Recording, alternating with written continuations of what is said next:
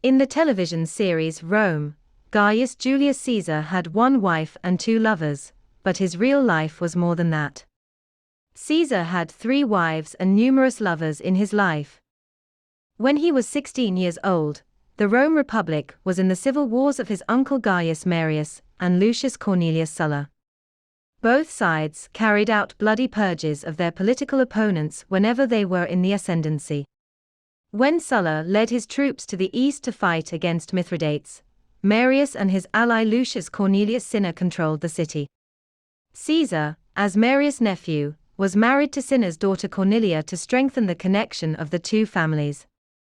It was absolutely a political marriage, but Caesar really loved Cornelia. They had a daughter named Julia. Sulla returned to Rome with his army and seized the city. He had a blacklist on which everyone would be killed. As the nephew of Marius, Caesar was in danger.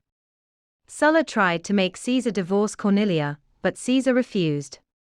He fled to Asia through Greece, then served on the staff of the governor of Asian province. When Caesar was sent to raise a fleet in Bithynia, he wasted so much time at King Nicomedes' court that rumors arose of an affair with the king, which Caesar denied for the rest of his life. The homosexual gossip was widely known in Rome and frequently mentioned by his enemies, even when he was in power many years later. Nonetheless, Caesar's reputation improved later in the campaign, when he was awarded the civic crown. He hurried back to Rome when Sulla's death was heard. His wife died of disease soon after his arrival. Caesar next married Pompeia, Sulla's granddaughter. He later divorced her after her embroilment in a baseless scandal. When he was asked why he did so, he answered firmly, "My wife ought not even to be under suspicion." In 60 BC he was elected consul. Caesar, Crassus and Pompey formed the First Triumvirate, a political alliance that dominated Roman politics for several years. Nonetheless, when Pompey went to the east to fight wars, Caesar had an affair with his wife, which forced Pompey to divorce. Before the end of his consulship, Caesar married Calpurnia, daughter of Lucius Piso, his successor in the consulship, and at the same time marry his own daughter Julia to Pompey. Having thus secured the goodwill of his father-in-law Piso and his son-in-law Pompey, Caesar surveyed the many provinces open to him and chose Gaul as being the likeliest to supply him with wealth and triumphs. He was still deeply in debt. He needed to make money by military adventurism. Caesar left for Gaul at the close of his consulship. After 9 years, his troops conquered the whole Gaul.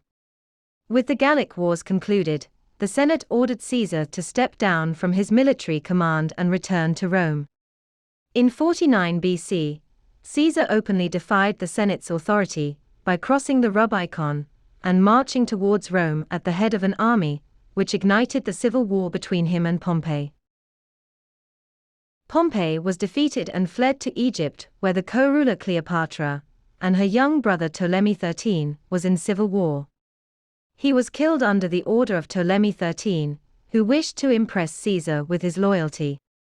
4 days later, Caesar arrived in Alexandria, the capital of Egypt. Though he wished to avert civil war, Alexandria was soon plunged into vicious fighting, which ended with Ptolemy XIII dead and Cleopatra ruling Egypt. Caesar was absolutely smitten by Cleopatra. Cleopatra gave birth to a son whom she named Ptolemy Caesar. In the summer of 47 BC, Caesar left Egypt. The couple next met in Rome, where Cleopatra stayed on Caesar's private estate until his assassination. Among Caesar's mistresses, Cleopatra was not the only queen. Juno, wife of Bogard of Mauritania, was his lover too. Servilia was one of his lovers in Rome. He bought Servilia a pearl worth 6 million sesterces and certain valuable estates.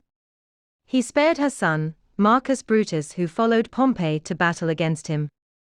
In the television series Rome, Servilia hated Caesar and plotted the assassination secretly. It was not probably true. It was recorded that after Caesar's death, Servilia lived into the house that Caesar gave her and banned her son Marcus Brutus, one of the assassins, from the house forever.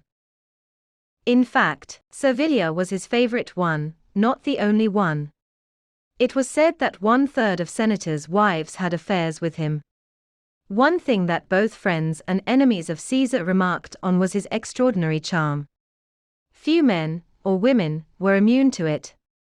He was popular in noble women, and has the ability of making them not jealous and not complaining.